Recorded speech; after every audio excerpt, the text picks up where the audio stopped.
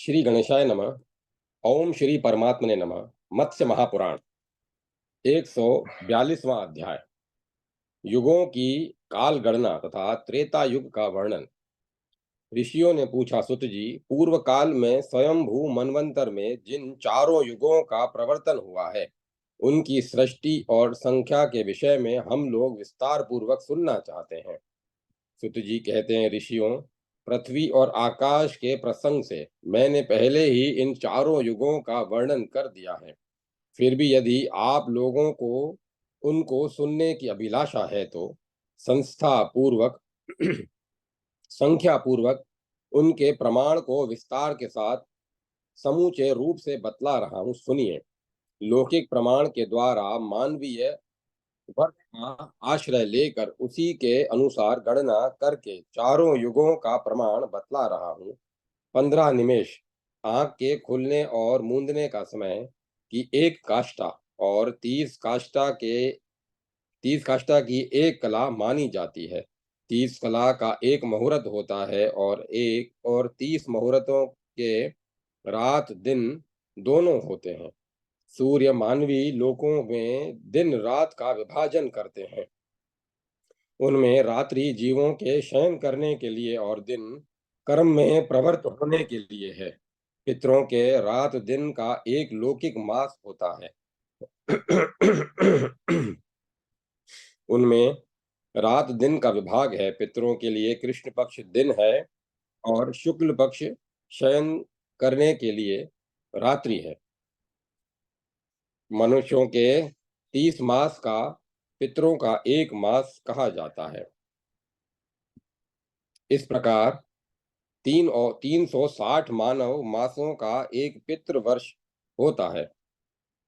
यह गणना मानवीय गणना के अनुसार की जाती है। मानवीय गणना के अनुसार 100 वर्ष पितरों के 3 वर्ष बराबर माने गए हैं। इस प्रकार पितरों के 12 महीनों की संख्या बतलाई जा चुकी है। लौकिक प्रमाण के अनुसार जिसे एक मानव वर्ष कहते हैं, वही देवताओं का एक दिन रात होता है। ऐसी वेद की श्रुति है। मानवीय वर्ष के अनुसार जो देवताओं के रात दिन होते हैं, उनमें भी पुनः विभाग है। उनमें उत्तरायण को देवताओं का दिन और दक्षिणायन को रात्रि कहा जाता है। इस प्रकार दिव्य रात दिन की गणना बतलाई जा चुकी। 30 मानवीय वर्षों का एक दिव्य मास बतलाया जाता है। इस प्रकार 100 मानवीय वर्षों का 3 दिव्य मास माना गया है। यह दिव्य गणना की विधि कही जाती है। मनुष्य गणना के अनुसार 360 वर्षों का एक दिव्य देव वर्ष कहा गया है। मनुष्य गणना के अनुसार 3030 वर्षों का एक सप्तऋषि वर्ष होता है। 9090 मानुष वर्षों का एक ध्रुव संवत्सर कहलाता है। 96,000 मनुष्य वर्षों का 1000 दिव्य वर्ष होता है, ऐसा गणितज्ञ लोग कहते हैं। द्विजवरों, इस प्रकार ऋषियों द्वारा दिव्य गणना के अनुसार यह गणना बतलाई गई है। किसी दिव्य प्रमाण के अनुसार युग संख्या की भी कल्पना की गई है। ऋषियों ने इस भारतवर्ष में 4 युग बतलाए हैं। इन चारों युगों के नाम हैं कृत, त्रेता, द्वापर और कली। इनमें सर्वप्रथम कृत युग, तत्पश्चात त्रेता तथा द्वापर और कलयुग आने की परिकल्पना की गई है। इनमें कृत युग 4000 दिव्य वर्षों का बतलाया जाता है। इसी प्रकार 400 वर्षों की इसी उसी संख्या और 400 वर्षों का संध्यांश होता है। इसके अतिरिक्त संध्या और संध्यांश सहित अन्य तीनों युगों में हजारों और सैकड़ों की संख्या में एक चतुर्थांश कम हो जाता है। इसी प्रकार युग संख्या ज्ञाता लोग त्रेता का प्रमाण 3000 वर्ष उसकी संध्या का प्रमाण 300 वर्ष और संध्या के बराबर ही संध्यांश का प्रमाण 300 वर्ष बतलाते हैं।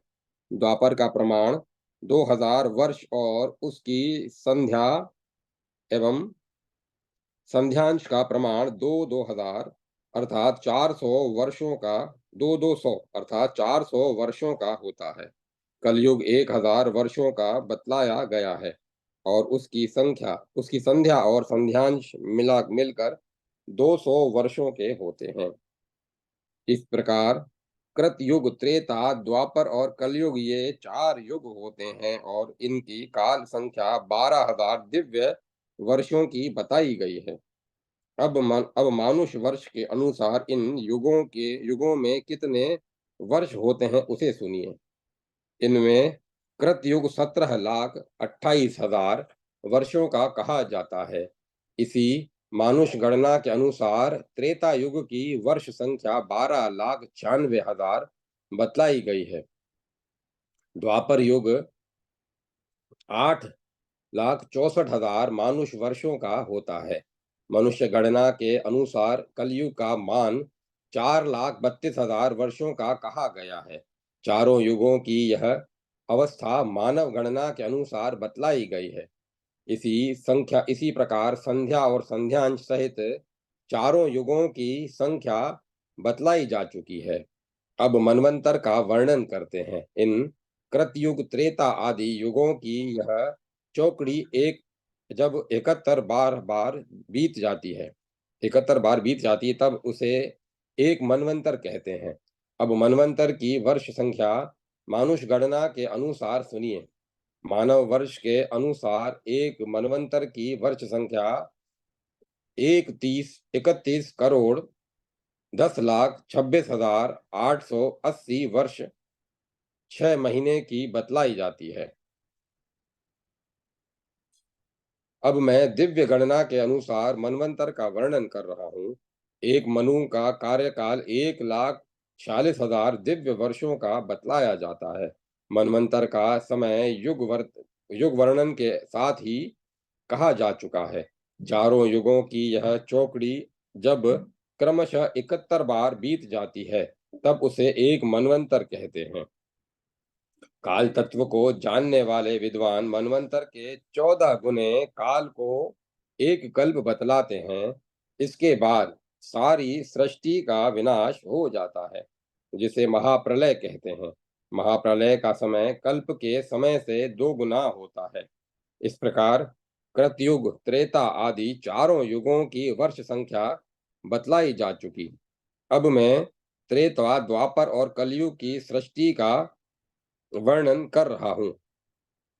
कृतयुग और त्रेता ये दोनों परस्पर संबद्ध हैं, अतः इनका पृथक रूप से वर्णन नहीं किया जा सकता। इसी कारण इन दोनों युगों के वर्णन का अवसर क्रमशः प्राप्त होने पर भी मैंने आप लोगों से नहीं कहा। साथ ही उस समय ऋषि वंश का प्रसंग छिड़ जाने पर चित्त व्याकुल हो उठा था। उस समय जो नहीं कहा था वह शेषांश अब त्रेता युग के वर्णन प्रसंग में कह रहा हूँ, सुनिए। त्रेता युग के आदि में जो मनु और सप्तऋषि गण थे, उन लोगों ने ब्रह्मा की प्रेरणा से श्रोत और स्मार्त धर्मों का वर्णन किया था।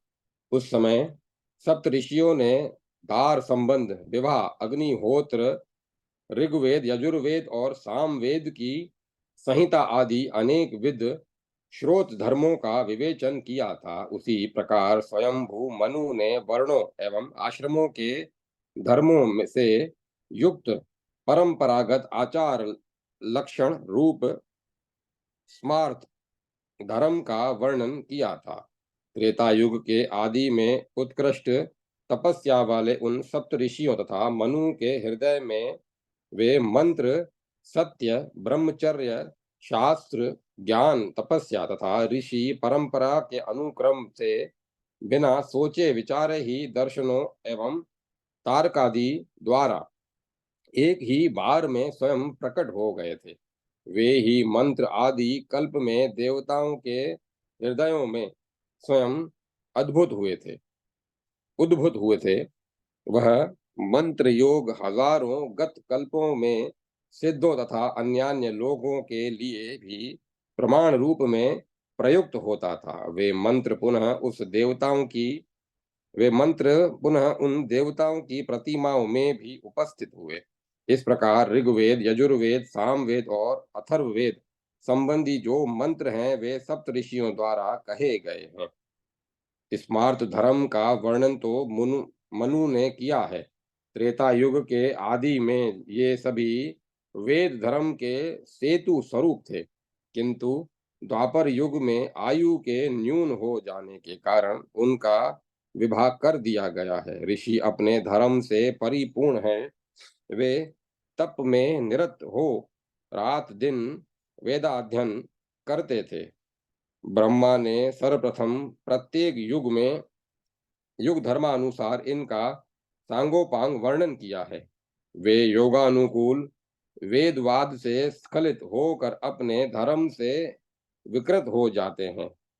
त्रेता युग के ब्राह्मणों का धर्म जप यज्ञ, क्षत्रियों का यज्ञारंभ, वैश्यों का हविर यज्ञ और शूद्रों का सेवा यज्ञ कहा जाता था। उस समय सभी वर्ण के लोग उन्नत, धर्मात्मा, क्रियानिष्ठ, संतान युक्त, समृद्ध और सुखी थे। परस्पर प्रेम पूर्वक ब्राह्मण क्षत्रियों के लिए और क्षत्रिय वैश्यों के लिए सब प्रकार का विधान करते थे तथा शूद्र वैश्यों का अनुवर्तन करते थे। उनके स्वभाव सुंदर थे तथा उनके धर्म एवं वर्ण एवं आश्रम के अनुकूल होते थे। समूचे त्रेता युग के कार्यकाल में मानसिक संकल्प, वचन और हाथ से प्रारंभ किए गए कर्म सिद्ध होते थे। त्रेता युग में आयु, रूप, बल, बुद्धि, निरोगता और धर्म परायणता, ये सभी गुण सर्वसाधारण लोगों में भी विद्यमान थे। ब्रह्मा ने स्वयं इनके लिए वर्णाश्रम की व्यवस्था की थी तथा ब्रह्मा के मानसिक पुत्र ऋषियों द्वारा संहिताओं, मंत्रों, निरोगता और धर्म परायणता का विधान किया गया था। उसी समय देवताओं ने यज्ञ की भी प्रथा प्रचलित की थी। स्वयंभू मनवंतर में संपूर्ण यज्ञ साधनों सहित याम, शुक्ल, जय, विश्वसृज तथा महान तेजस्वी देवराज इंद्र के साथ देवताओं ने सर्वप्रथम इन यज्ञों का प्रचार किया था। उस समय सत्य, जप, तप और दान ये सही प्रारंभिक धर्म कहलाते थे।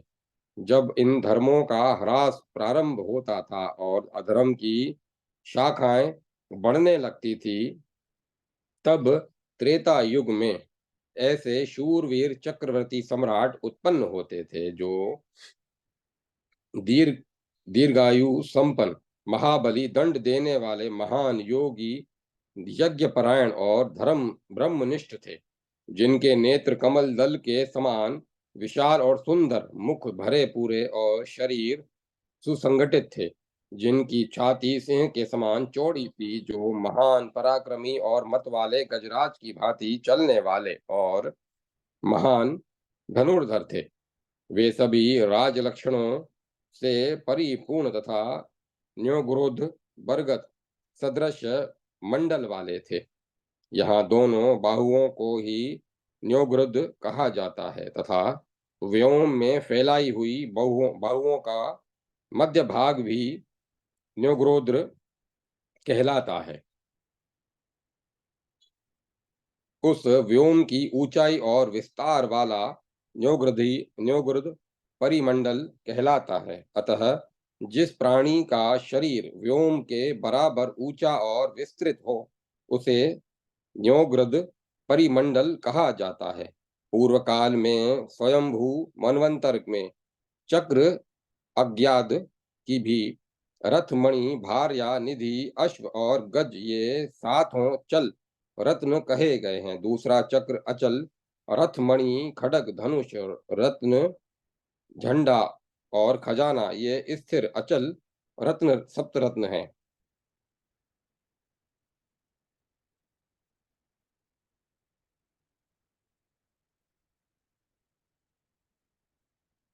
सब मिलाकर ये ही राजाओं के 14 रत्न हैं। बीते हुए एवं आने वाले सभी मनवंतरों में भूतल पर चक्रवर्ती सम्राट विष्णु के अंश से उत्पन्न होते हैं।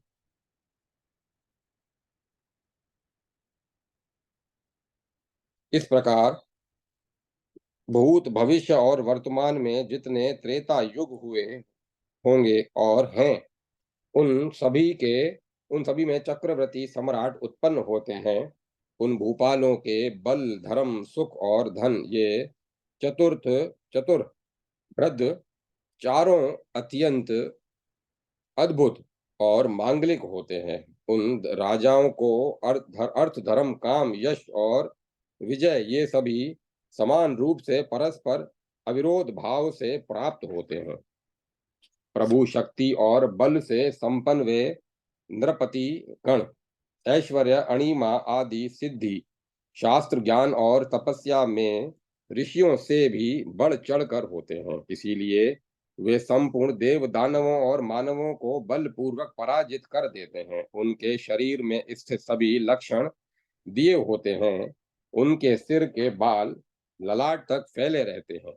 उनकी जीभ बड़ी स्वच्छ और निस्निग्ध स्निग्ध होती है। उनकी अंग कांति लाल होती है। उनके 4 दाढ़ें होती हैं। वे उत्तम वंश में उत्पन्न उदर्वरेता, अजानुबाहु, जालहस्त, हाथों में जाल चिन्ह तथा बैल आदि श्रेष्ठ चिन्ह युक्त परिणाह परिणाह मात्र लंबे होते हैं। उनके कंधे सिंह के समान मांसल और ये वे यज्ञ परायण होते हैं। उनके पैरों में चक्र और मत्स्य के तथा हाथों में शंख और पद्म के चिन्ह होते हैं। वे बुढ़ापा और व्याधि से रहित होकर 85,000 वर्षों तक जीवित रहते हैं। वे चक्रवर्ती सम्राट, अंतरिक्ष, समुद्र, पाताल और पर्वत इन चारों स्थानों में एकाकी एवं स्वच्छंद रूप से विचरण करते हैं। यज्ञ, दान, तप और सत्य भाषण वे ये त्रेता युग में के प्रधान धर्म कहे गए हैं। ये धर्म वर्ण एवं आश्रम के विभाग पूर्वक प्रवृत्त होते हैं। इनमें मर्यादा की स्थापना के निमित्त दंड नीति का प्रयोग किया जाता है। त्रेता युग में एक वेद 4 भागों में विभक्त होकर विधान करता है। उस समय सभी लोग हुष्ट पुष्ट, निरोग और सफल मनोरथ होते हैं। वे प्रजाएं 30,000 वर्षों तक जीवित रहती है और पुत्र पौत्र से युक्त होकर क्रमशः मृत्यु को प्राप्त होती है। यही त्रेता युग का स्वभाव है। अब उसकी संध्या के विषय में सुनिए। उसकी संध्या के युग स्वभाव का एक चरण रह जाता है। उसी प्रकार संध्यांश में संध्या का चतुर्थांश शेष रहता है, अर्थात उत्तरोत्तर परिवर्तन होता जाता है। इस प्रकार श्री मत्स्य महापुराण में मनवंतरानुकल्प नामक 132वां अध्याय संपूर्ण हुआ। 143वां अध्याय यज्ञ की प्रवृत्ति तथा विधि का वर्णन। ऋषियों ने पूछा, सुत जी, पूर्व काल में स्वयंभू मनु के कार्य काल में त्रेता युग के प्रारंभ में किस प्रकार यज्ञ की प्रवृत्ति हुई थी। जब कल्प के जब कृत युग में जब कृत युग के साथ उसकी संध्या तथा संध्यांश दोनों अंतर्हित हो गए, तब काल कर्मानुसार त्रेता युग की संधि प्राप्त हुई। उस समय वृष्टि होने पर औषधियां उत्पन्न हुई तथा ग्रामों एवं नगरों में वार्तावृत्ति की स्थापना हो गई। उसके बाद वर्णाश्रम की स्थापना करके परंपरागत आए हुए मंत्रों द्वारा पुनः संहिताओं को एकत्र कर यज्ञ की प्रथा किस प्रकार प्रचलित हुई, हम लोगों के प्रति इसका यथार्थ रूप में से वर्णन कीजिए। यह सुनकर सुत जी ने कहा, आप लोगों के प्रश्नानुसार कह रहा हूँ, सुनिए। सुत जी कहते हैं, ऋषियों, विश्वभोक्ता सामर्थ्यशाली इंद्र ने अलौकिक तथा पारलौकिक कर्मों में मंत्रों को प्रयुक्त कर देवताओं के साथ संपूर्ण साधनों से संपन्न हो यज्ञ प्रारंभ किया। उसके उनके उस अश्वमेध यज्ञ के प्रारंभ होने पर उसमें महर्षिगण उपस्थित हुए। उस यज्ञ कर्म में ऋत्विक गण यज्ञ क्रिया को आगे बढ़ा रहे थे। उस समय सर्वप्रथम अग्नि में अनेकों प्रकार के हवनीय पदार्थ डाले जा रहे थे। समागम करने वाले देवगण विश्वास पूर्वक ऊंचे स्वर से समागम कर रहे थे। अथर्व गण धीमे स्वर से मंत्रों का उच्चारण कर रहे थे। पशुओं का समूह मंडप के मध्य भाग में लाया जा रहा था। यज्ञ भोक्ता देवों का आवाहन हो चुका था, जो इंद्रियात्मक देवता तथा जो यज्ञ भाग के भोक्ता थे और जो प्रत्येक कल्प के आदि में उत्पन्न होने वाले अजान देव थे। देवगण उनका यजन कर रहे थे। इसी बीच जब यजुर्वेद के अध्येता एवं हवन करता ऋषिगण पशु बलि का उपक्रम करने लगे, तब यूथ के यूथ ऋषि तथा महर्षि उन तीन पशुओं को देखकर खड़े हुए और वे विश्व भुग नाम से विश्व भोक्ता इंद्र से पूछने लगे, देवराज, आपके यज्ञ की यह कैसी विधि है? आप धर्म प्राप्ति की अभिलाषा से जो जीव हिंसा करने के लिए उदत हैं, यह महान अधर्म है। सूर्यश्रेष्ठ, आपके यज्ञ में पशु हिंसा की यह नवीन विधि दिख रही है। ऐसा प्रतीत होता है कि आप पशु हिंसा के ब्याज से धर्म का विनाश करने के लिए अधर्म करने पर तुले हुए हैं। यह धर्म नहीं है, यह सरासर अधर्म है।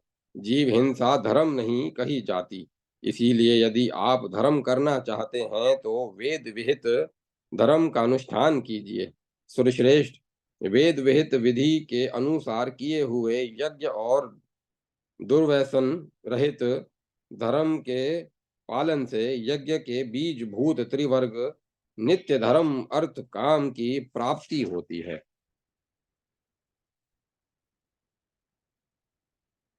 इंद्र, पूर्व काल में ब्रह्मा ने इसी को महान यज्ञ बतलाया है। तत्वदर्शी ऋषियों द्वारा इस प्रकार कहे जाने पर विश्वभोक्ता इंद्र ने उनकी बातों को अंगीकार नहीं किया, क्योंकि उस समय वे मान और मोह से भरे हुए थे। फिर तो इंद्र और उन महर्षियों के बीच स्थावरों या जगमों में से किससे यज्ञ अनुष्ठान करना चाहिए, इस बात को लेकर यह अत्यंत महान विवाद उठ खड़ा हुआ। यद्यपि वे महर्षि शक्ति संपन्न थे, तथापि उन्होंने उस विवाद से खिन्न होकर इंद्र के साथ संधि करके उसके निर्णयार्थ उपरि उपरिचर आकाशचारी राजऋषि वसु से प्रश्न किया। ऋषियों ने पूछा, उत्तानपाद नंदन नरेश, आप जो सामर्थ्यशाली एवं महान बुद्धिमान हैं, आपने किस प्रकार की यज्ञ विधि देखी है, उसे बतलाइए और हम लोगों का संशय दूर कीजिए। सुत जी कहते हैं, ऋषियों, उन ऋषियों का प्रश्न सुनकर महाराज वसु उचित अनुचित का कुछ भी विचार न कर वेद शास्त्रों का अनुसरण कर यज्ञ तत्व का वर्णन करने लगे। उन्होंने कहा, शक्ति एवं समय अनुसार प्राप्त हुए पदार्थों से यज्ञ करना चाहिए। पवित्र पशुओं और मूल फलों से भी यज्ञ किया जा सकता है। मेरे देखने में तो ऐसा लगता है कि हिंसा यज्ञ का स्वभाव ही है। इसी का प्रकार तारक आदि मंत्रों के ज्ञाता उग्र तपस्वी महर्षियों ने हिंसा सूचक मंत्रों को उत्पन्न किया है। उसी को प्रमाण मानकर मैंने ऐसी बात कही है। अतः आप लोग मुझे क्षमा कीजिए। द्विजरों, यदि आप लोगों को वेदों के मंत्र वाक्य प्रमाणभूत प्रतीत होते हैं तो यही कीजिए, अन्यथा यदि आप वेद वचन को झूठा मानते हो तो मत कीजिए। वसु द्वारा ऐसा उत्तर पाकर महर्षियों ने अपनी बुद्धि से विचार किया और अवश्याम्भी विषय को जानकर राजा वसु को विमान से नीचे गिर जाने का तथा पाताल में प्रविष्ट होने का शाप दे दिया। ऋषियों के ऐसा कहते ही राजा वसु रसातल में चले गए। इस प्रकार जो राजा वसु एक दिन आकाशचारी थे वे रसातलगामी हो गए। ऋषियों के शाप से उन्हें पातालचारी होना पड़ा। धर्म विषयक संशयों का निवारण करने वाले राजा वसु इस प्रकार अधोगति को प्राप्त हुए। इसीलिए बहुज्ञ अत्यंत विद्वान होते हुए भी अकेले किसी धार्मिक संशय का निर्णय नहीं करना चाहिए, क्योंकि अनेक द्वार मार्ग वाले धर्म की गति अत्यंत सूक्ष्म और दुर्गम है। अतः देवताओं और ऋषियों के साथ साथ स्वयंभू मनु के अतिरिक्त अन्य कोई भी अकेला व्यक्ति धर्म के विषय में निश्चय पूर्वक निर्णय नहीं दे सकता। इसीलिए पूर्व काल में जैसा ऋषियों ने कहा है, उसके अनुसार यज्ञ में जीव हिंसा नहीं होनी चाहिए। हजारों करोड़ों करोड़ ऋषि अपने तपोबल से स्वर्गलोक को गए। इसी कारण महर्षि गण हिंसात्मक यज्ञ की प्रशंसा नहीं करते। वे तपस्वी अपनी संपत्ति के अनुसार उच्च वृत्ति से प्राप्त हुए अन्न, मूल, फल, शाक और कमंडलू आदि का दान कर स्वर्गलोक में प्रतिष्ठित हुए हैं। ईर्षाहीनता, निर्लोभता, इंद्रिय निग्रह, जीवों पर दया भाव, मानसिक स्थिरता, ब्रह्मचर्य, तप, पवित्रता, करुणा, क्षमा और धैर्य ये सनातन धर्म के मूल ही हैं, जो बड़ी कठिनता से प्राप्त किए जा सकते हैं। यज्ञ द्रव्य और मंत्र द्वारा संपन्न किए जा सक, संपन्न किए जा सकते हैं और तपस्या की सहायिका समता है। यज्ञों से देवताओं की तथा तपस्या से विराट ब्रह्मा की प्राप्ति होती है। कर्म फल का त्याग कर देने से ब्रह्म पद की प्राप्ति होती है। वैराग्य से प्रकृति में लय होता है और ज्ञान से केवल यह मोक्ष सुलभ हो जाता है। इसी प्रकार ये 5 गतियां बतलाई गई हैं। पूर्व काल में स्वयंभू मनवंतर में यज्ञ की प्रथा प्रचलित होने के अवसर पर देवताओं और ऋषियों के बीच इस प्रकार का महान विवाद हुआ था। तदंतर जब ऋषियों ने यह देखा कि यहाँ तो बलपूर्वक धर्म का विनाश किया जा रहा है, तब वसु के कथन की उपेक्षा कर वे जैसे आए थे वैसे ही चले गए। उन ऋषियों के चले जाने पर देवताओं ने यज्ञ की सारी क्रिया संपन्न की।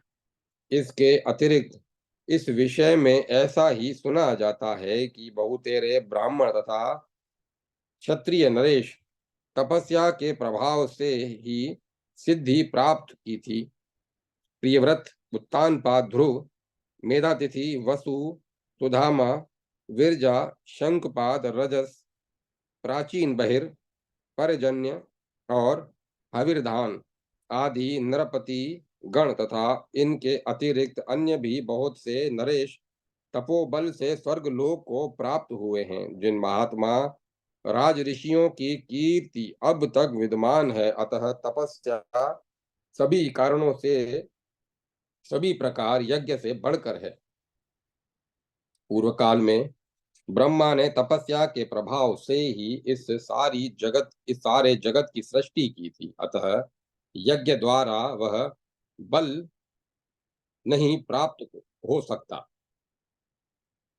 इसकी प्राप्ति का मूल कारण तब ही कहा गया है। इस प्रकार स्वयंभू मनवंतर में यज्ञ की प्रथा प्रारंभ हुई थी। तब से यह यज्ञ सभी युगों के साथ प्रवर्तित हुआ है।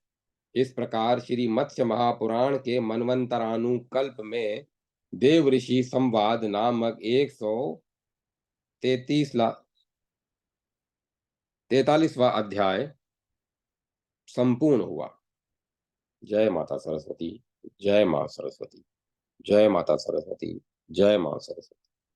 144वां अध्याय द्वापर और कलयुग की प्रवृत्ति तथा उनके स्वभाव का वर्णन, राजा प्रमति का वृतांत तथा पुनः कृतयुग के प्रारंभ का वर्णन।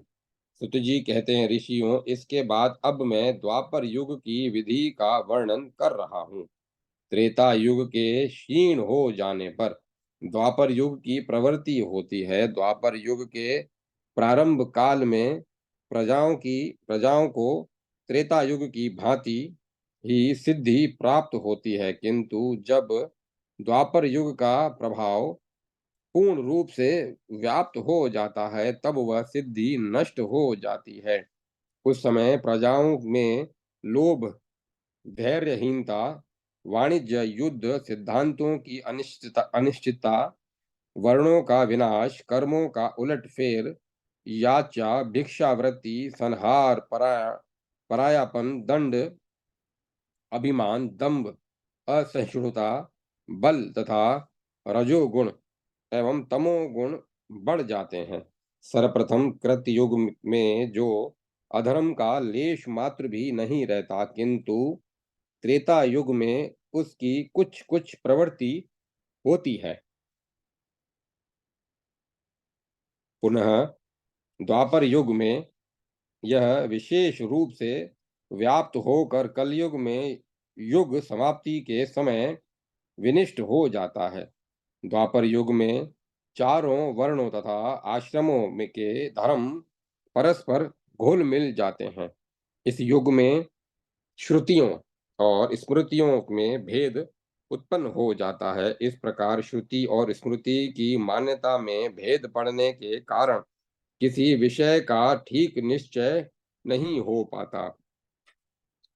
अनिश्चितता के कारण धर्म का तत्व लुप्त हो जाता है। धर्म तत्व का ज्ञान न होने पर बुद्धि में भेद उत्पन्न हो जाता है। बुद्धि में भेद पड़ने के कारण उनके विचार भी भ्रांत हो जाते हैं और फिर धर्म क्या है और अधर्म क्या है यह निश्चय नहीं हो पाता। पहले त्रेता के प्रारंभ में आयु की संक्षिप्त हो जाने के कारण 101 ही वेद, ऋक, यजु, अथर्वण, साम चार नामों से विभक्त कर दिया जाता है। फिर द्वापर में विभिन्न विचार वाले ऋषि पुत्रों द्वारा उन वेदों का पुनः शाखा प्रशाखा आदि में विभाजन कर दिया जाता है। वे महर्षिगण ब्राह्मणों, स्वर और कर्म के विप्रय से ऋषिक, ऋक, यजु और सामवेद की संहिताओं का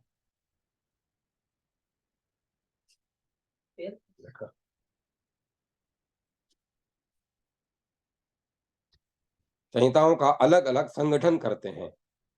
भिन्न विचार वाले वे महर्षिगण मंत्र, ब्राह्मणों, स्वर और कर्म के विप्रय से ऋक, यजु और सामवेद की संहिताओं का अलग अलग संगठन करते हैं।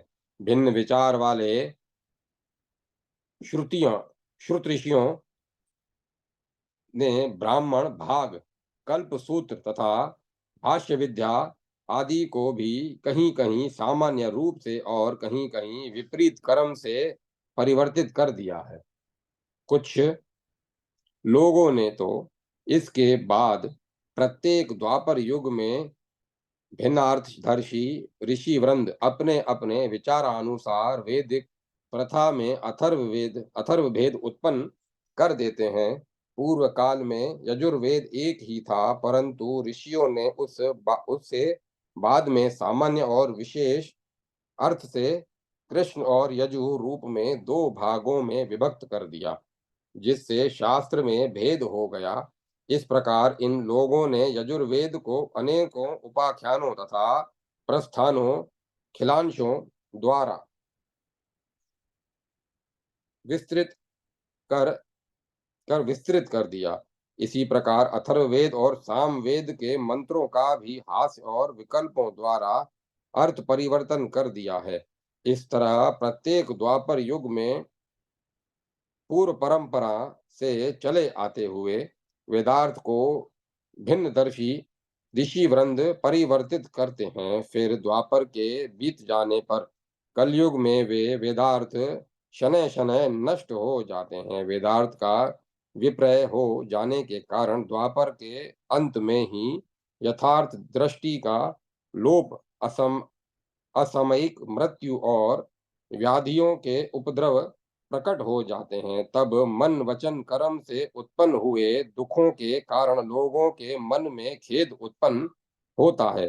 खेदाधिक्य के कारण दुखों से मुक्ति पाने के लिए अनेक उनके मन में विचार जागृत होता है। फिर विचार उत्पन्न होने पर वैराग्य, वैराग्य से दोष दर्शन और दोषों के प्रत्यक्ष होने पर ज्ञान की उत्पत्ति होती है।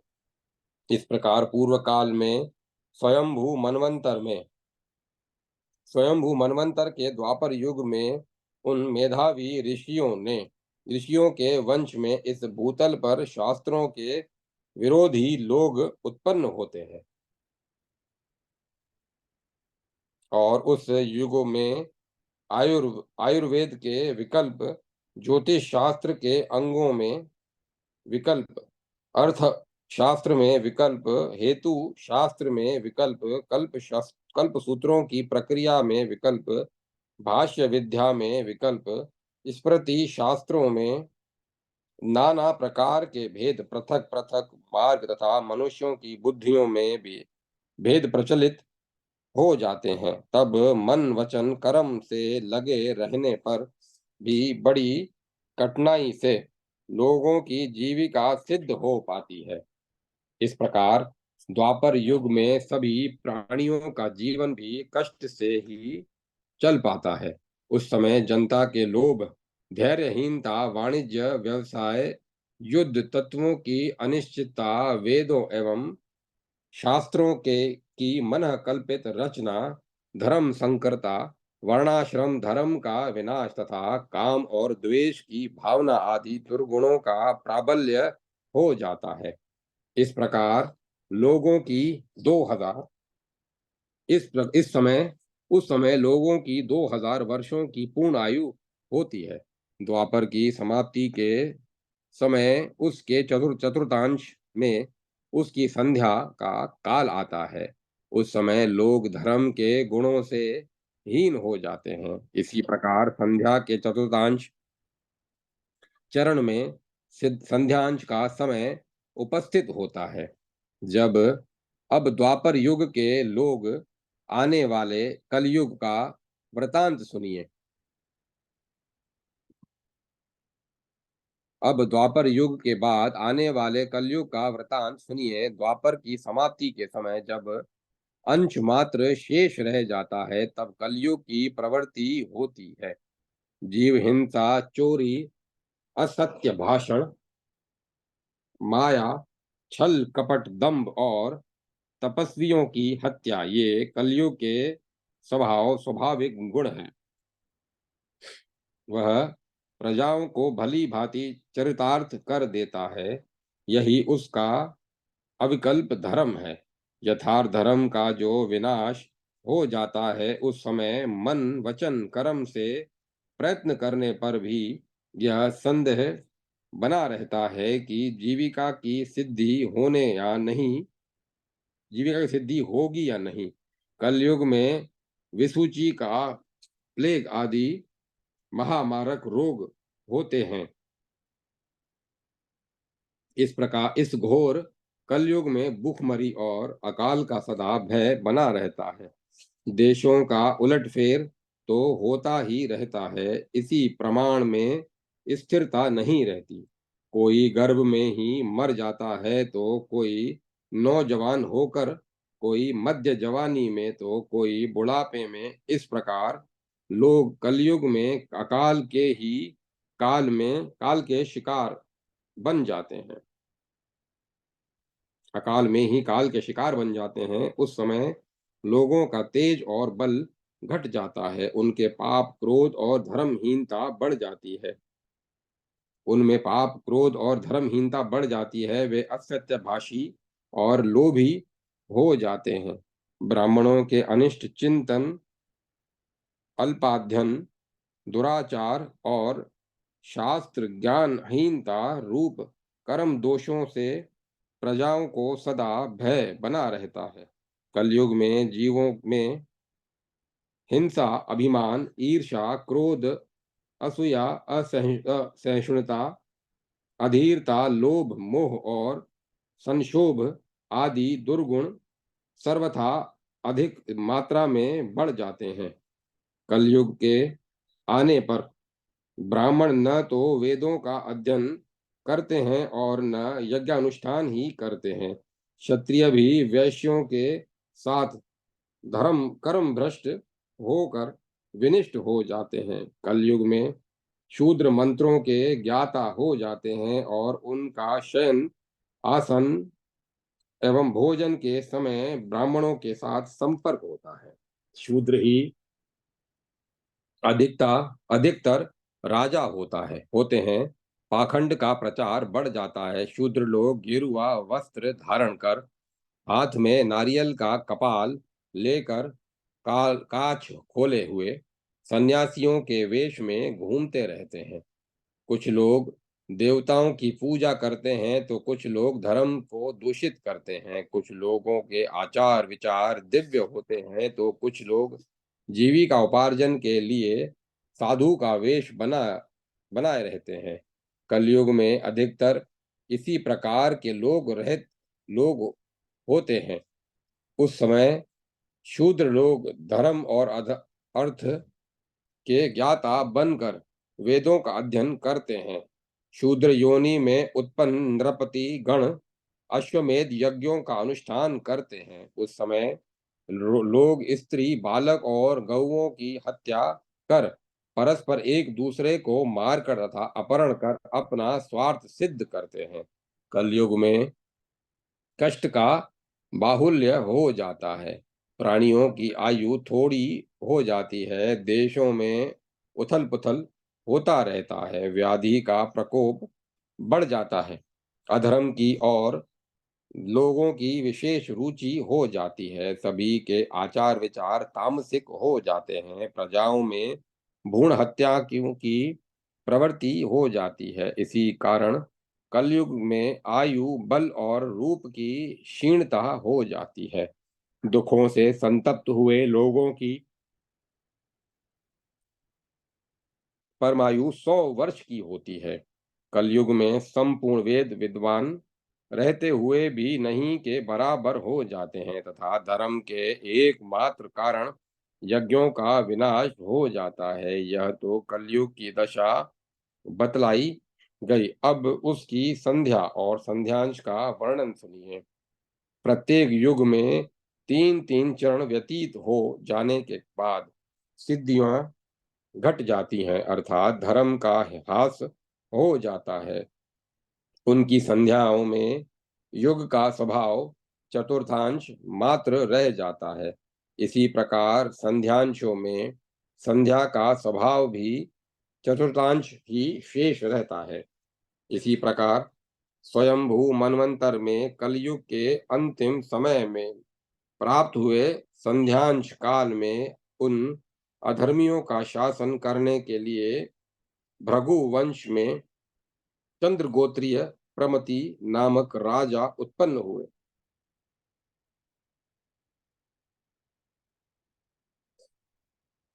वह अस्त्रधारी नरेश हाथी, घोड़े और रथों से भरी हुई सेना को साथ लेकर 30 वर्षों तक पृथ्वी पर भ्रमण करता है। उस समय उसके साथ आयुधधारी सैकड़ों हजारों ब्राह्मण भी रहते हैं। वह सामर्थ्यशाली वीर सभी मलेच्छों का विनाश कर देता है तथा शूद्र योनि में उत्पन्न हुए राजाओं का सर्वथा संहार करके संपूर्ण पाखंडों को भी निर्मल कर देता है। वह सर्वप्रथम घूम घूम कर सभी धर्महीनों का वध कर देता है। शूद्रों का विनाश करने वाला वह महाबली राजा उत्तर दिशा के निवासी मध्य देशीय पर्वतीय पौरसत्य पाश्चात्य पौरसत्य पाश्चात्य विंध्याचल के ऊपर और तथा तलहटियों में स्थित दक्षिणापत्य सिंहलों सहित द्रविण गांधार पारद पवह यवन शक तुषार बर्बर श्वेत हलिक दरद खस चंपक आंध्रक तथा चोर जातियों का संहार कर अपना शासन चक्र प्रवर्त करता है। वह समस्त अधार्मिक धर्मों को खदेड़ कर उस इस पृथ्वी पर विचरण करता हुआ सुशोभित होता है। पराक्रमी प्रमति तथा अपूर्व पराक्रमी प्रमति पूर्व जन्म में विष्णु था और इस जन्म में महान मनु के वंश में भूतल पर उत्पन्न हुआ था। पहले कलयुग में वह वीर चंद्रमा का पुत्र था। 32 वर्ष की अवस्था होने पर उसने 20 वर्षों तक भूतल पर सर्वत्र घूम घूम कर सभी धर्महीन मानवों एवं अन्य प्राणियों का संहार कर डाला। उसने आकस्मिक काल के वशीभूत हो बिना किसी निमित्त के क्रूर कर्म द्वारा इस पृथ्वी को बीज मात्र अवशेष कर दिया। तत्पश्चात प्रमति के साथ जो विशाल सेना थी वह सहसा गंगा और यमुना के मध्य भाग में स्थित हो गई और समाधि द्वारा सिद्धि को प्राप्त हो गई। इस प्रकार युग के अंत में संध्या काल के प्राप्त होने पर सभी अधार्मिक राजाओं का विनाश होता है। उन क्रूर कर्मियों के नष्ट हो जाने पर भूतल पर कहीं कहीं थोड़ी बहुत प्रजाएं अवशिष्ट रह जाती हैं। वे लोग अपनी वस्तु धर्म को देना नहीं चाहते। उनमें लोभ की मात्रा अधिक होती है। वे लोग एकत्र होकर परस्पर एक दूसरे की वस्तु लूट खसोट लेते हैं तथा उन्हें मार भी डालते हैं। उस विनाशकारी संध्यांश में उपस्थित होने पर अराजकता फैल जाती है। उस समय सारी प्रजा में परस्पर भय बना रहता है। लोग व्याकुल होकर देवताओं और ग्रहों को छोड़कर उनसे मुख मोड़ लेते हैं। सभी को अपने अपने प्राणों की रक्षा की चिंता लगी रहती है। क्रूरता का बोलबाला होने के कारण लोग अत्यंत दुखी रहते हैं। श्रोत और स्मार्त धर्म नष्ट हो जाता है। सभी लोग काम और क्रोध के वशीभूत हो जाते हैं। वे मर्यादा आनंद स्नेह और लज्जा से रहित हो जाते हैं। धर्म के नष्ट हो जाने पर वे भी विनिष्ट हो जाते हैं। उनका कद छोटा हो जाता है और उनकी आयु 25 वर्ष की हो जाती है। विषाद से व्याकुल हुए लोग अपनी पत्नी और पुत्रों को भी छोड़ देते हैं।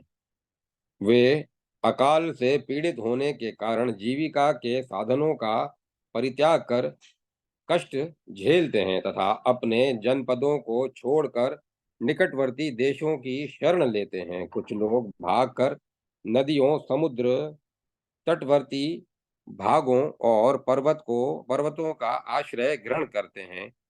वल्कल और काला मृग चर्म ही उनका परिधान होता है। वे क्रियाहीन और परिग्रह रहित हो जाते हैं तथा वर्णाश्रम धर्म से भ्रष्ट होकर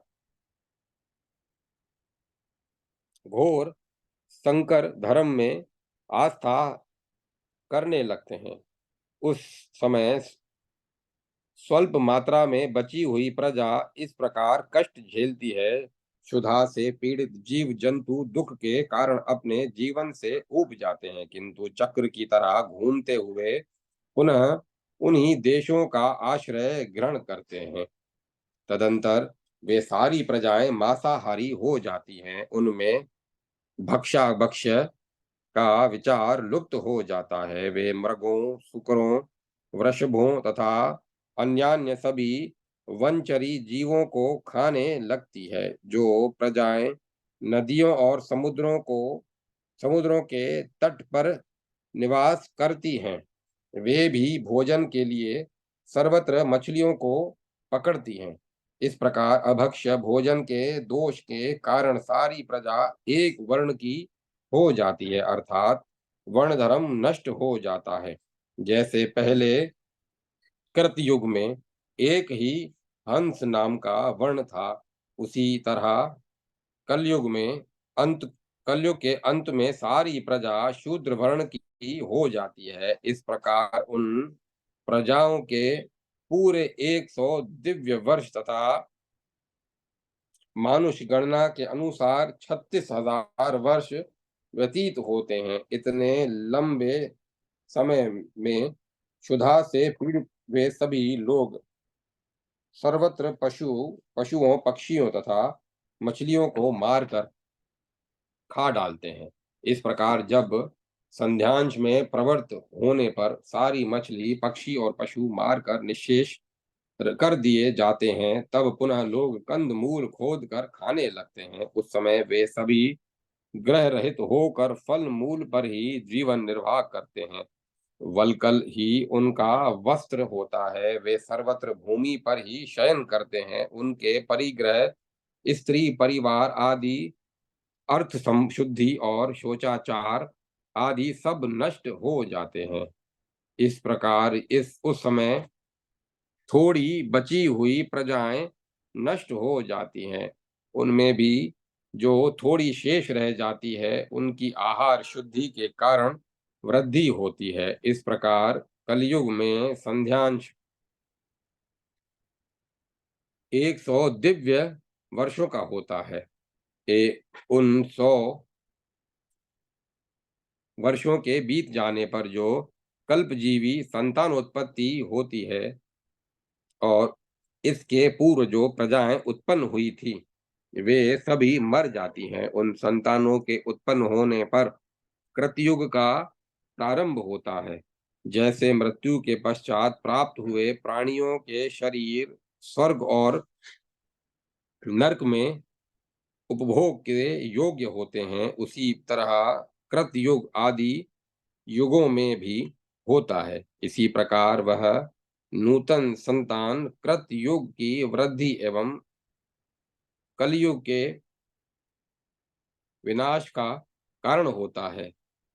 आत्मा की साम्यावस्था के विचार से विरक्ति उत्पन्न होती है। उससे आत्मज्ञान होता है और ज्ञान से धर्म बुद्धि होती है। इसी कारण कलयुग के अंत में बचे हुए लोगों में भावी प्रयोजन के प्रभाव से पुनः पूर्ववत प्रजाएं उत्पन्न होती हैं। तदंतर कृतयुग का आरंभ होता है।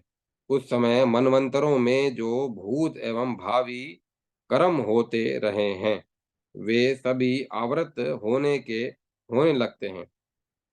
इस प्रकार मैंने संक्षेप से युगों के स्वभाव का वर्णन कर दिया। अब मैं पुनः कृतयुग में कृत्यों के प्रवृत्त होने पर ब्रह्मा को नमस्कार करके उसका विस्तार पूर्वक अनुपूर्वी वर्णन कर रहा हूँ। कलयुग के अंत में बचे हुए लोगों में कृतयुग की तरह ही संतानोत्पत्ति होती है। उस समय ब्राह्मण, क्षत्रिय, वैश्य और शूद्र जातियों के बीज की रक्षा के लिए जो सिद्ध गण अदृष्ट रूप से विचरण करते हुए वर्तमान रहते हैं, वे सभी तथा सप्तऋषियों के साथ जो अन्य लोग स्थित रहते हैं, वे सभी मिलकर कृतयुग में क्रियाशील संततियों के प्रति व्यवस्था का विधान करते हैं। सप्तऋषिगण उन्हें श्रोत एवं स्मार्त विधि के अनुसार वर्ण एवं आश्रम के आचार से संपन्न धर्म का उपदेश देते हैं। इसी प्रकार सप्तऋषियों द्वारा प्रदर्शित धर्म मार्ग पर चलती हुई सारी प्रजा श्रोत्र एवं स्मार्त विधि का पालन करती है।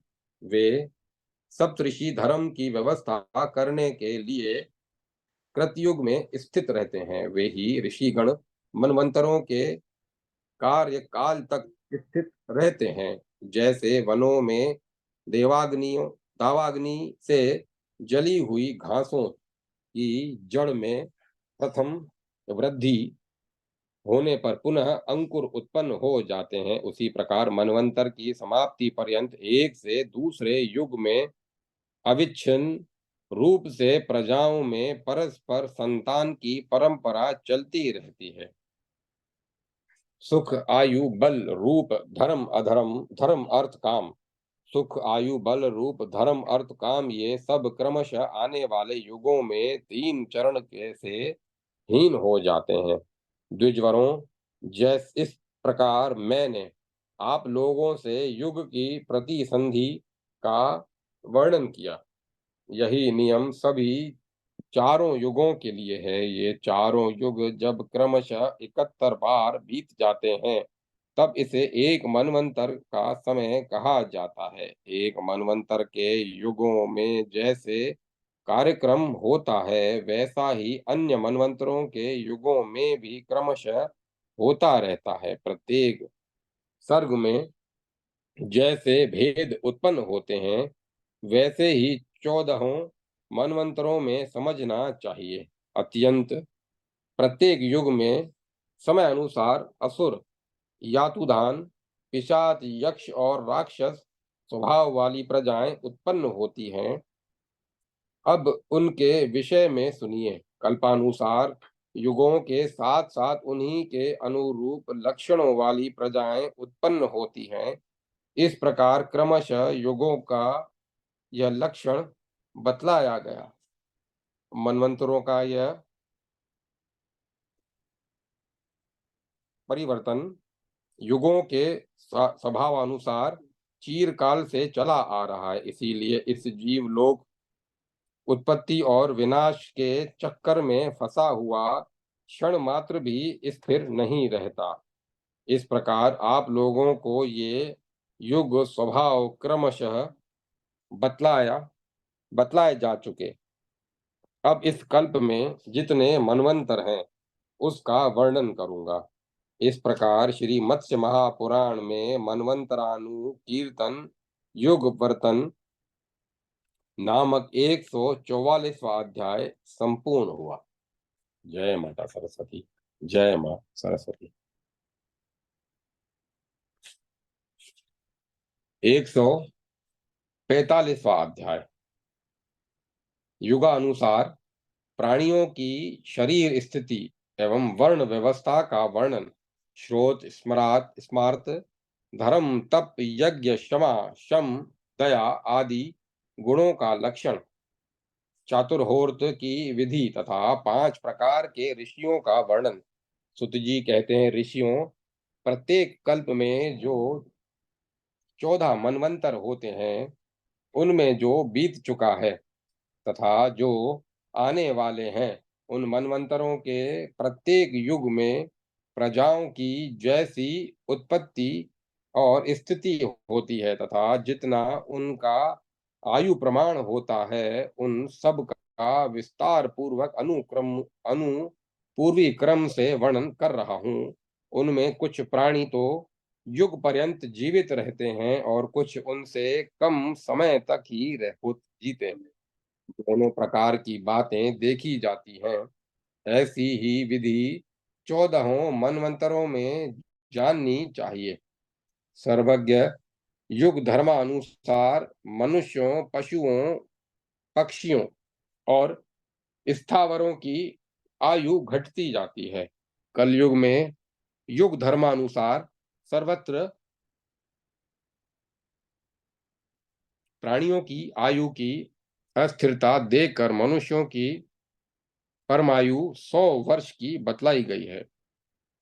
कृतयुग में देवता, असुर, मनुष्य, यक्ष, गंधर्व और राक्षस ये सभी एक ही विस्तार और ऊंचाई के शरीर वाले उत्पन्न होते हैं। उनमें 8 प्रकार की देव योनियों में उत्पन्न होने वाले देवों के शरीर 96 अंगुल ऊंचे और 9 अंगुल विस्तृत निष्पन्न होते हैं। यह उनकी आयु का स्वाभाविक प्रमाण है। अन्य देवताओं और असुरों के शरीर का विस्तार क्रमशः 7-7 अंगुल का होता है। कलयुग में संध्यांश से में उत्पन्न होने वाले मनुष्यों के शरीर कलयुगोत्पन्न मानवों के अंगुल प्रमाण से 84 अंगुल के होते हैं, जिसका शरीर पैर से लेकर मस्तक पर्यंत 9 बीता का होता है, 108 उंगल, तथा भुजाएं जानू तक लंबी होती हैं। उसका देवता लोग भी आदर करते हैं। प्रत्येक युग में गौओं, हाथियों हाथियों, भैंसों और स्थावर प्राणियों के शरीर का ह्रास एवं वृद्धि इसी क्रम से जाननी चाहिए। पशु अपने कुकुद, मोर तक 76 उंगल ऊंचा होता है। हाथियों के शरीर की ऊंचाई 108 उंगल की बतलाई जाती है। वृक्षों की अधिक से अधिक ऊंचाई 1092 उंगल होती है। मनुष्य के शरीर का जैसा आकार प्रकार होता है, वही लक्षण वंश परंपरावश देवताओं में भी देखा जाता है। देवताओं का शरीर केवल बुद्धि की अतिशयता से युक्त बतलाया जाता है। मानव शरीर में बुद्धि की उतनी अधिकता नहीं रहती। इस प्रकार देवताओं और मानवों के शरीरों में उत्पन्न हुए जो भाव हैं, वे पशुओं, पक्षियों और स्थावर प्राणियों के शरीर में भी पाए जाते हैं। गौ, बकरा, घोड़ा, हाथी, पक्षी और मृग इनका सर्वत्र यज्ञिक कर्मों में उपयोग होता है, तथा ये पशु मूर्तियां क्रमशः देवताओं के उपभोग में प्रयुक्त होती हैं। उन उपभोक्ता देवताओं के रूप और प्रमाण के अनुसार ही उन चर अचर प्राणियों की मूर्तियां होती हैं। ये उन मनोज्ञ भोगों का उपभोग करके सुख का अनुभव करते हैं। अब मैं संतों तथा साधुओं का वर्णन कर रहा हूँ। ब्राह्मण ग्रंथ और श्रुतियों के शब्द ये भी देवताओं की निर्देशिका मूर्तियां हैं। अंतःकरण में इनके तथा ब्रह्म का संयोग बना रहता है, इसीलिए ये संत कहलाते हैं। ब्राह्मण, क्षत्रिय और वैश्य सामान्य एवं विशेष धर्मों में सर्वत्र श्रोत्र एवं स्मार्त विधि के अनुसार कर्म का आचरण करते हैं। वर्णाश्रम धर्मों के पालन में तत्पर तथा स्वर्ग प्राप्ति में सुख मानने वाले लोगों द्वारा आचरित जो श्रुतियां एवं स्मृति संबंधी धर्म है, उसे ज्ञान धर्म कहा जाता है। दिव्य सिद्धियों की साधना में संलग्न तथा गुरु का हितैषी होने के कारण ब्रह्मचारी को साधु कहते हैं। अन्य आश्रमों की जीविका का निमित्त निमित्त तथा स्वयं साधना से निरत होने के कारण गृहस्थ भी साधु कहलाता है। वन में तपस्या करने वाला साधु वैखान से वैखानस नाम से अभिहित होता है।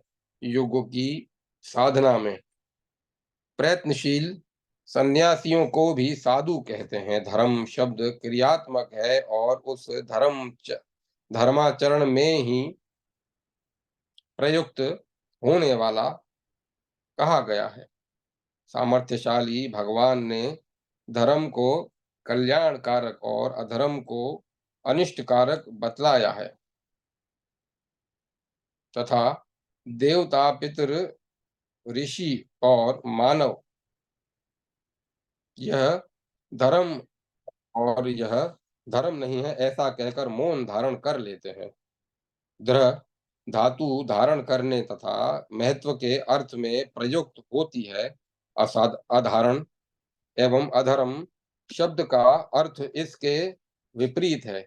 आचार्य लोग इष्ट की प्राप्ति कराने वाले धर्म का ही उपदेश करते हैं।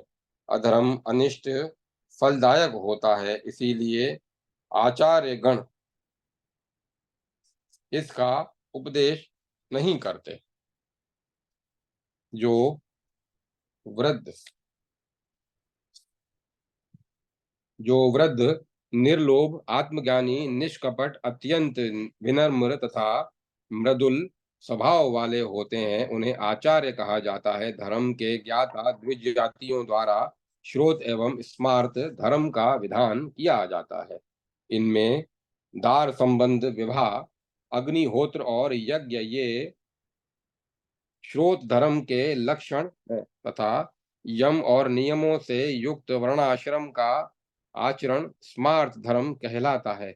सप्तऋषियों ने पूर्ववर्ती ऋषियों से श्रोत धर्म का ज्ञान प्राप्त करके पुनः उसका उपदेश किया था। ऋग्वेद, यजुर्वेद और सामवेद ये ब्रह्मा के अंग हैं।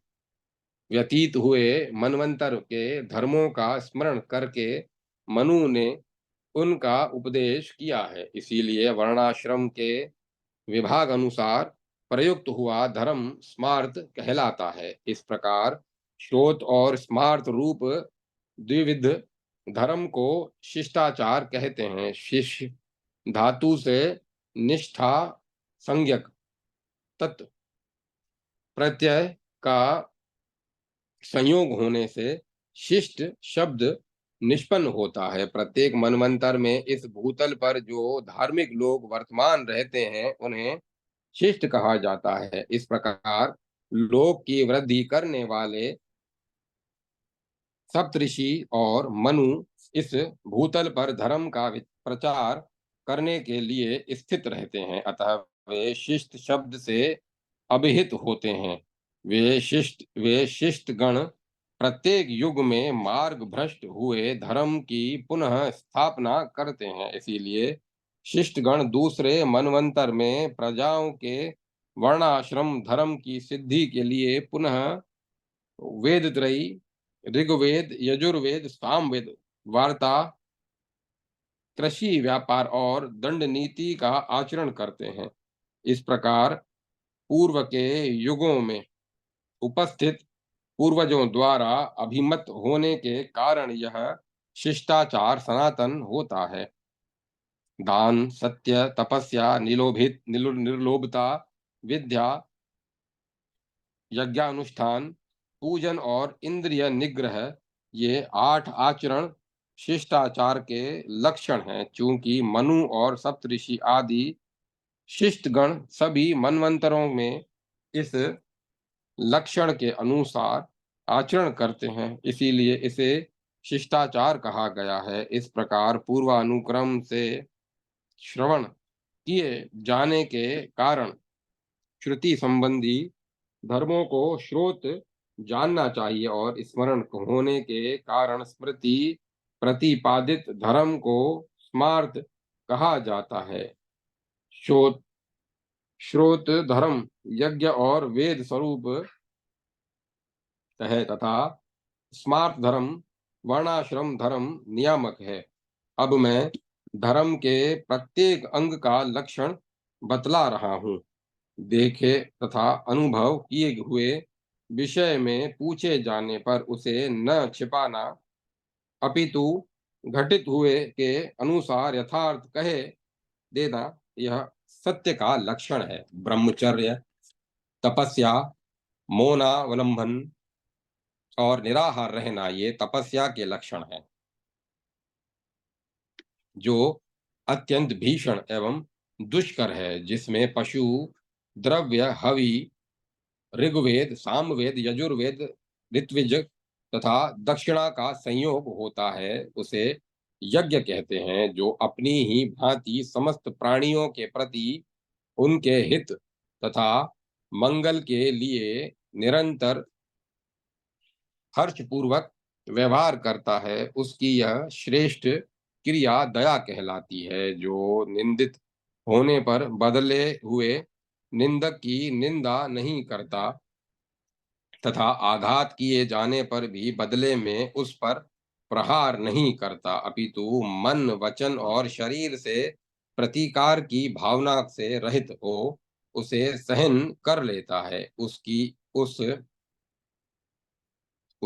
उस क्रिया को क्षमा कहते हैं। स्वामी द्वारा रक्षा के लिए दिए गए तथा घबराहट में छूटे हुए पर किए धन को न ग्रहण करना निर्लोभ नाम से कहा जाता है। मैथुन के विषय में सुनने, कहने और चिंतन करने से निवृत्त करना ब्रह्मचर्य है तथा यही शम का नियम है। यही शम का लक्षण है।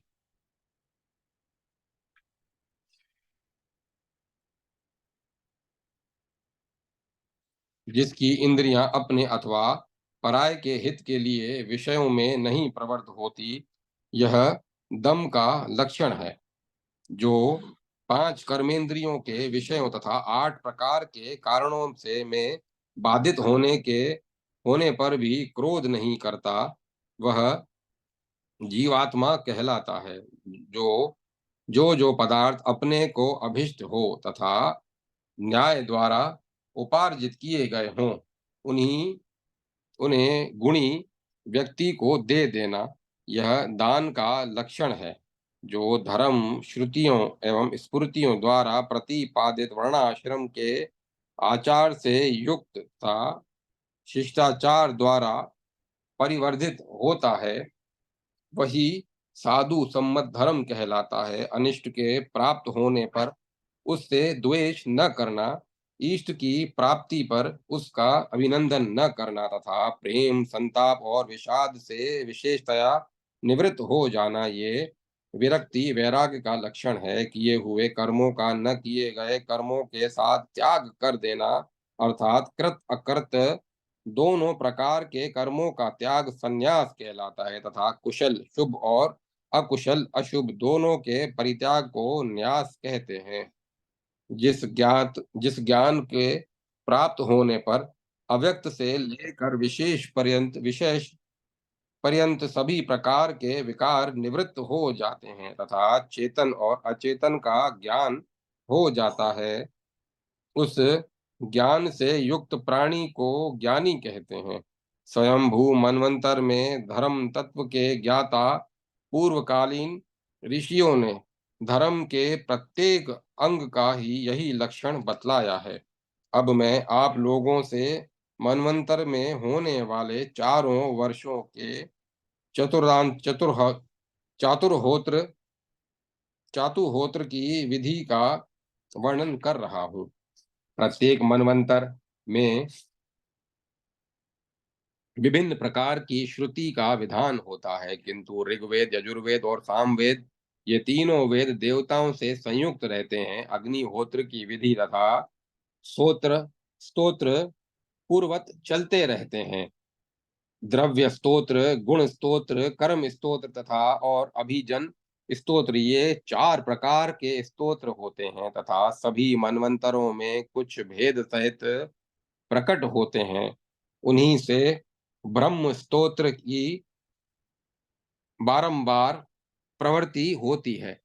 इस प्रकार मंत्रों के गुणों की समुत्पत्ति 4 प्रकार की होती है, जो अथर्व, ऋक, यजुः और साम, इन चारों वेदों में पृथक पृथक प्राप्त होती है। पूर्व मनवंतर के आदि में परम दुष्कर तपस्या में लगे हुए उन ऋषियों के अंतःकरण में ये मंत्र प्रादुर्भूत होते हैं। ये असंतोष, भय, कष्ट, मोह और शोक रूप 5 प्रकार के कष्टों से ऋषियों की रक्षा करते हैं। अब ऋषियों का देश जैसा लक्षण, जैसी इच्छा तथा जैसा व्यक्तित्व होता है, उसका लक्षण बतला रहा हूँ।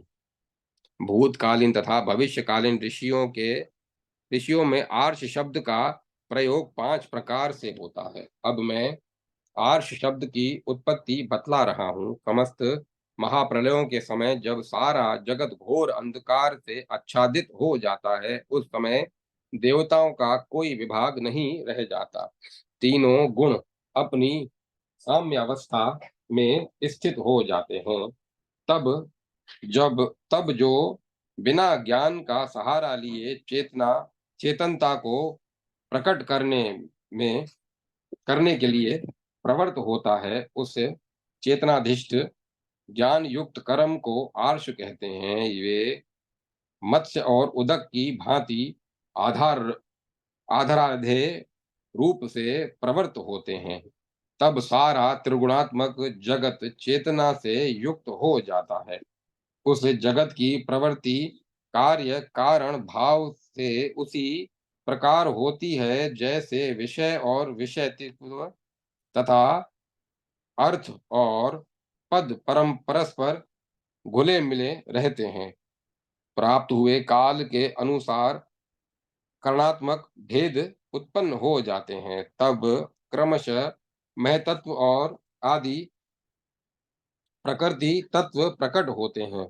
उस महतत्व से असंहार और अहंकार और अहंकार से भूतेंद्रियों की उत्पत्ति होती है। तत्पश्चात उन भूतों से परस्पर अनेकों प्रकार के भूत उत्पन्न होते हैं। तब प्रकृति का कारण तुरंत ही कार्य रूप में परिणत हो जाता है। जैसे एक ही उल्लु उन्मुख मशाल से एक ही साथ अनेकों वृक्ष प्रकाशित हो जाते हैं, उसी प्रकार एक ही कारण से एक ही समय अनेकों क्षेत्रज्ञ जीव प्रकट हो जाते हैं। जैसे घने अंधकार में सहसा जुगनू चमक उठता है, वैसे ही उस जुगनू की तरह चमकता हुआ अव्यक्त प्रकट हो जाता है। वह महात्मा अव्यक्त शरीर में ही स्थित रहता है और महान अंधकार को पार करके बड़ी विलक्षणता से जाना जाता है। वह विद्वान अव्यक्त अपनी तपस्या के अंत समय तक वहीं स्थित बना रहता है, ऐसा सुना जाता है। वृद्धि को प्राप्त होते हुए उस अव्यक्त के हृदय में 4 प्रकार की बुद्धि प्रादुर्भूत होती है। उन चारों के नाम हैं ज्ञान, वैराग्य, ऐश्वर्य और धर्म। उस अव्यक्त के ये प्राकृतिक कर्म अगम्य है। महात्मा अव्यक्त के शरीर के चैतन्य से सिद्धि का प्रादुर्भाव बतलाया जाता है। चूंकि वह पहल शरीर में शयन करता है तथा उसे क्षेत्र का ज्ञान प्राप्त होता है, इसीलिए वह शरीर में शयन करने से पुरुष और क्षेत्र का ज्ञान होने से क्षेत्रज्ञ कहलाता है। चूंकि वह धर्म से उत्पन्न होता है, इसीलिए उसे धार्मिक भी कहते हैं।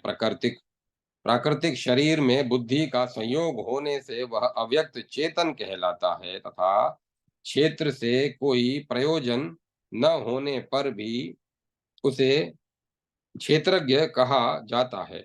निवृत्ति के समय क्षेत्रज्ञ उस अचेतन पुराण पुरुष को जानता है कि वह यह पूरा भोग्य विषय है। ऋषि धातु का हिंसा और गति अर्थ में प्रयोग होता है, इसी से ऋषि शब्द निष्पन्न हुआ है। क्योंकि उसे ब्रह्मा से विद्या, सत्य, तप, शास्त्र, ज्ञान आदि समूहों की प्राप्ति होती है, इसीलिए उसे ऋषि कहते हैं। यह अव्यक्त ऋषि निवृत्ति के समय बुद्धि बल से परम पद को प्राप्त कर लेता है, तब वह परम ऋषि कहलाता है। गत्यर्थक ऋषि धातु से ज्ञान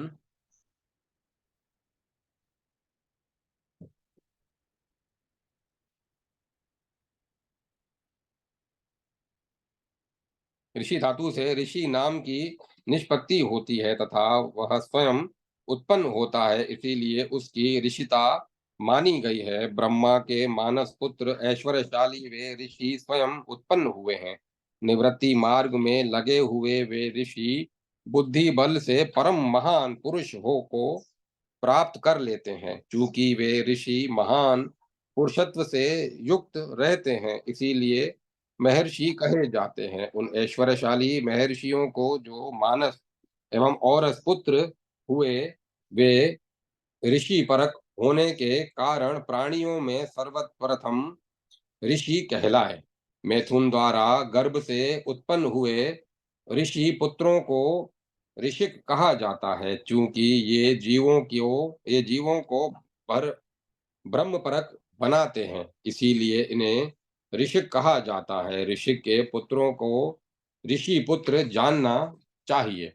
वे दूसरे से ऋषि धर्म को सुनकर ज्ञान संपन्न होते हैं, इसीलिए श्रुतश्री कहलाते हैं। उनका यह ज्ञान अव्यक्तात्मा, महात्मा, अहंकारात्मा, भूतात्मा और इंद्रियात्मा कहलाता है। इस प्रकार ऋषि जाति पांच प्रकार से विख्यात है। भृगु, मरीचि, अत्रि, अंगिरा, पुलह, क्रतु, मनु, दक्ष, वशिष्ठ और पुलस्त्य। ये 10 ऐश्वर्यशाली ऋषि ब्रह्मा के मानस पुत्र हैं और स्वयं उत्पन्न हुए हैं। ये ऋषिगण ब्रह्म परत्व से युक्त हैं, इसीलिए महर्षि माने गए हैं। अब इन ऐश्वर्यशाली महर्षियों के पुत्र रूप को ऋषि हैं, उन्हें सुनिए। काव्य, शुक्राचार्य, बृहस्पति, कश्यप, च्यवन, उतथ्य, कामदेव, अगस्त्य, कौशिक, कर्दम, बालखिल, विश्रवा और शात शक्तिवर्धक, ये सभी ऋषि कहलाते हैं, जो अपने तपोबल से ऋषिता को प्राप्त हुए हैं। अब इन ऋषियों द्वारा गर्भ में से उत्पन्न हुए ऋषिक नामक पुत्रों को सुनिए।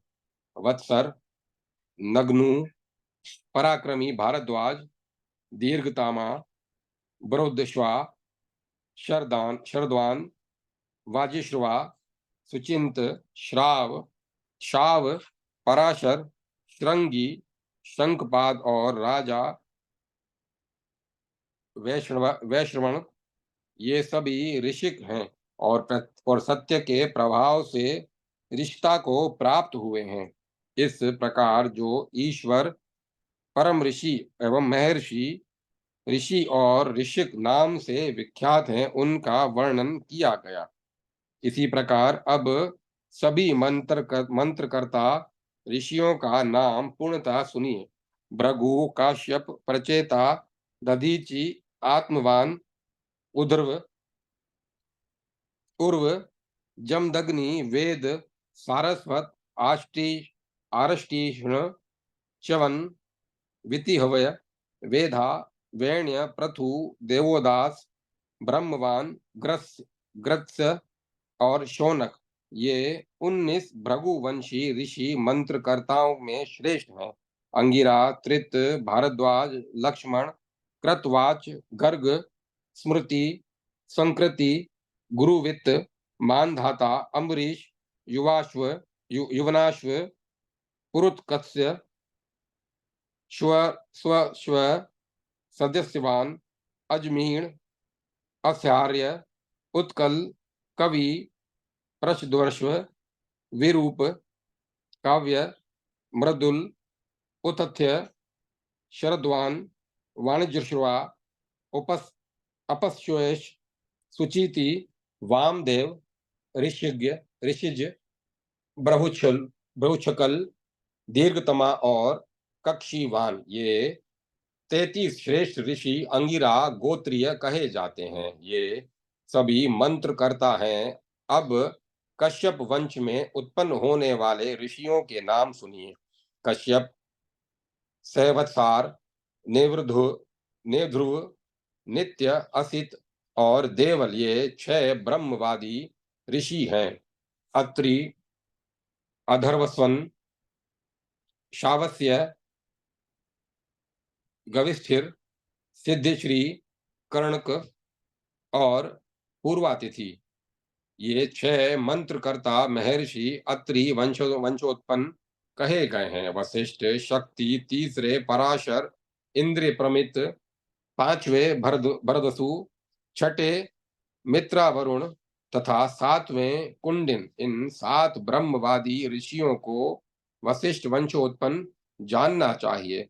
गादी, नंदन, विश्वामित्र, देवरात, बल, विद्वान, मधुछंदा, अघर्मषण, अष्टक, लोहित, भृतकील, अंबुधि, देवपरायण, देवव्रत, प्राचीन ऋषि, धनंजय, शिशिर तथा महान तेजस्वी शालकायन, इन 13 को कौशिक वंशोत्पन्न ब्रह्मवादी ऋषि समझना चाहिए। अगस्त्य, दृढ़धुमन तथा इंद्रबाहु, ये तीनों परम यशस्वी ब्रह्मवादी ऋषि अगस्त्य कुल में उत्पन्न हुए हैं।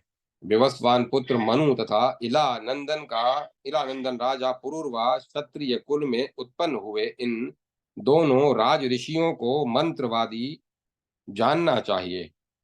भलंदक, वासाशक्व और संकिल वैश्यों में श्रेष्ठ इन तीनों को मंत्रकर्ता समझना चाहिए। इस प्रकार ब्राह्मण, क्षत्रिय और वैश्य कुल में उत्पन्न हुए 92 ऋषियों का वर्णन किया गया, जिन्होंने मंत्रों को प्रकट किया है।